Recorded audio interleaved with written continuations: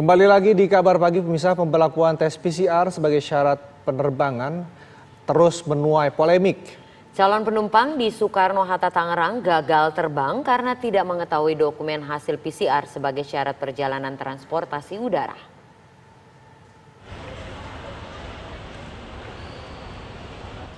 Pemberlakuan dokumen hasil PCR sebagai syarat penerbangan mulai efektif dilakukan di Bandara Soekarno-Hatta.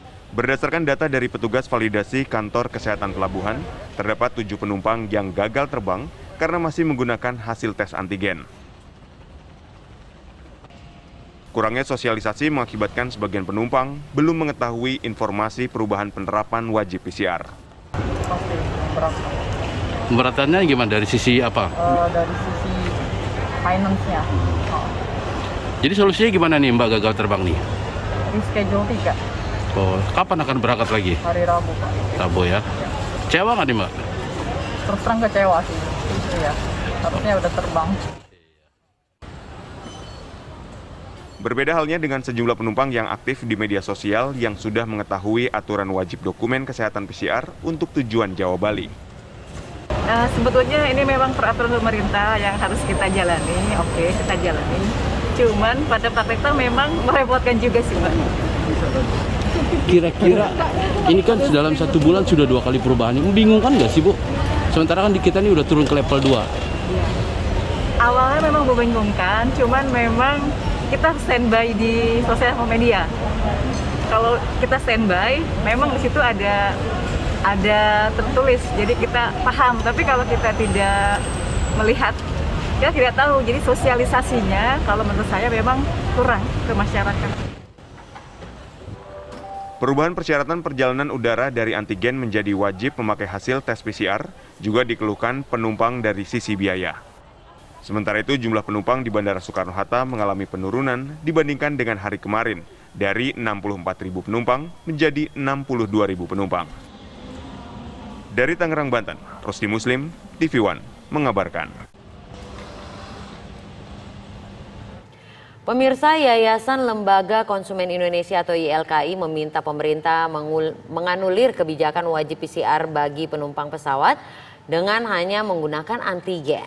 YLKI menilai kebijakan wajib PCR tersebut diskriminatif.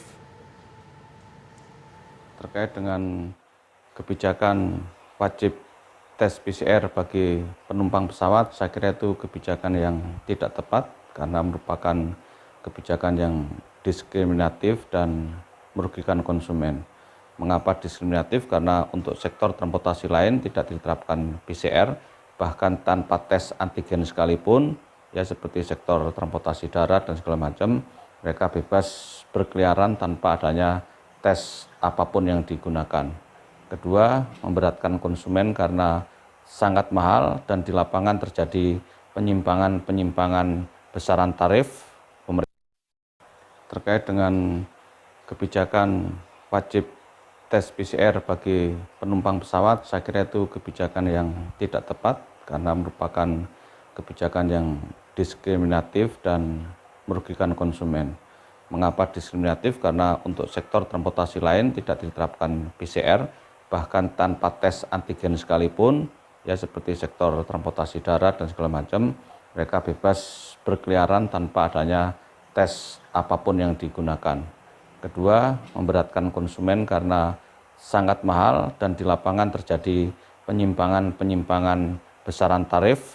Pemerintah menetapkan HET-nya 495.000, tetapi itu adalah tarif ekonomi. Nampaknya seperti itu, sehingga di lapangan sering terjadi adanya tarif ekspres yang ditetapkan oleh berbagai lab di Indonesia, khususnya di kota-kota besar, dengan tarif yang berkali lipat, ya misalnya 900.000, 750.000, bahkan 1,5 juta. Nah, ini artinya apa yang ditetapkan pemerintah dengan HET tes PCR itu tidak konsisten di lapangan dan rendahnya pengawasan sehingga terjadi banyak pelanggaran. YLKI meminta pemerintah untuk menganulir kewajiban bagi penumpang pesawat agar menggunakan tes PCR karena ini sangat memberatkan masyarakat dan bisa memukul maskapai dan juga bandara di Indonesia karena semakin orang tidak berminat menggunakan pesawat dengan tes PCR itu karena harganya menjadi jauh lebih mahal dibanding tiket